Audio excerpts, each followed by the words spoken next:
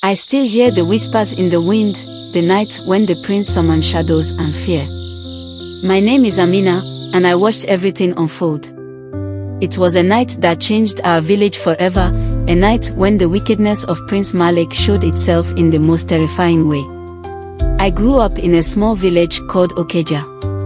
It was a quiet place, filled with laughter and warmth. We had tall trees, colorful flowers, and the river that sang as it flowed.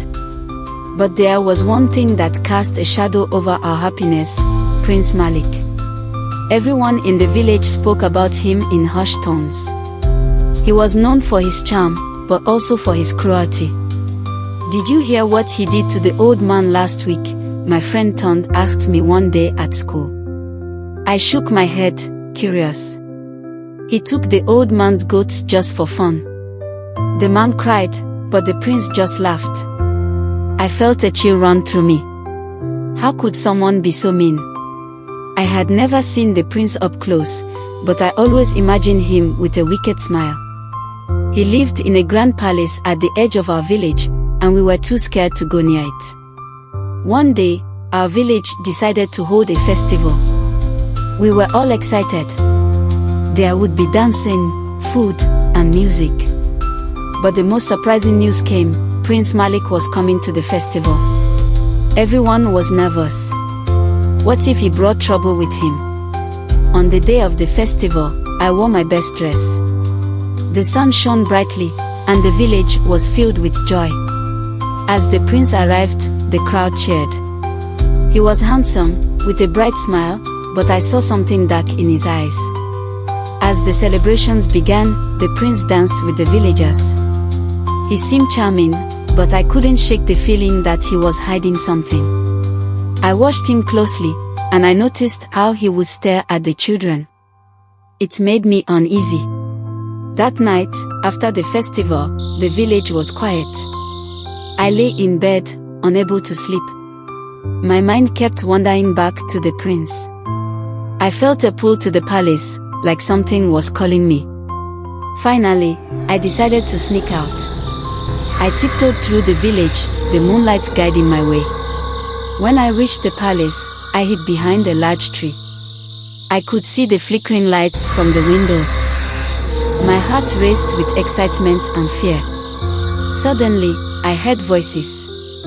"Tonight, I will show them my power," Prince Malik said, his voice low and dark. "They will bow to me." I held my breath, unable to move. What was he planning? As I listened, I saw shadows moving in the courtyard. The prince stood in a circle with his guards, holding strange objects, bones and feathers. I felt a knot in my stomach. My heart pounded. This was not just a game. Prince Malik raised his arms, and the guards began to chant. The words were strange, sending shivers down my spine. What is happening? I whispered to myself, my eyes wide with fear.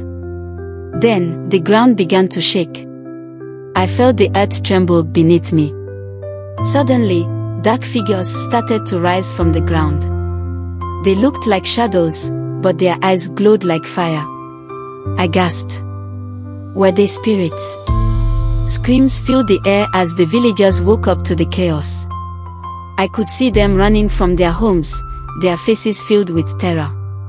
I wanted to shout and warn them, but my voice was stuck in my throat. Prince Malik laughed, a chilling sound that echoed in the night. "Now you will all learn to fear me," he shouted. The shadows danced around him, swirling like a storm. I could hear their whispers, and it was horrifying. I watched in shock as the villagers stumbled backward, their eyes wide with fear. I felt a surge of panic. I needed to get back to my family, but my feet wouldn't move. I was frozen, watching the nightmare unfold. Just then, my best friend, Tond, appeared beside me. "Amina, we have to run," he said, pulling me away from the tree. I nodded, and we dashed back into the village, dodging terrified villagers along the way. As we ran, I could hear the prince's voice behind us. "You cannot escape. You will not." His words sent shivers down my spine. We reached the safety of the trees and hid behind a thick trunk. What was that? Ton gasped, trying to catch his breath. I shook my head, still in shock. I don't know, but it felt real. We have to tell everyone. The next morning, our village was filled with fear. People gathered to talk about what happened. Their faces were pale, and their voices trembled. We cannot let him control us, one man shouted. I stood with Ton and listened. What if he comes back? I whispered. Ton looked at me, his eyes serious. We have to find a way to stop him. That night, we gathered with our friends under the old mango tree. We need to be brave, I said, my heart pounding. We have to confront the prince and his magic. We decided to sneak back to the palace that night. We gathered some things we thought might help: a mirror, a small drum, and some herbs. Ton believed the drum could scare the shadows away, while I thought the mirror might reflect the prince's dark magic. As the sun set, we crept through the village, our hearts racing. We reached the palace, and the shadows seemed to stretch towards us, wanting to pull us in. I felt fear gripped my heart. Are you ready? I whispered. Ton nodded, and we stepped forward. As we entered the courtyard, we saw Prince Malik standing alone, his back turned. The air was thick with tension. Malik! I shouted, my voice trembling. He turned slowly, a wicked smile on his face. What do you want, children? He sneered. Do you think you can stop me? I held up the mirror. We won't let you hurt anyone else. Your magic is evil. He laughed, a sound that sent chills down my spine. You think you can use that against me? You are foolish. But I remembered the stories my grandmother told me about how light can fight darkness. I raised the mirror high, letting the moonlight reflect off it. The light shone directly into the prince's eyes. For a moment, he looked confused. Stop this, he shouted, stumbling back. But I wasn't done. Now, Ton! I yelled. Ton began to beat the drum, its sound echoing through the night. The shadows writhed, and I could see fear in the prince's eyes. No! This cannot be, he screamed. As Ton played the drum, the shadows around the prince began to twist and writhe. The spirits that had once danced around him were now screaming, trying to escape. I felt a rush of hope. Look!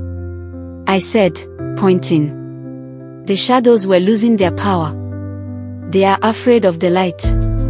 Just then, Simi, another friend of ours, threw the herbs into the air.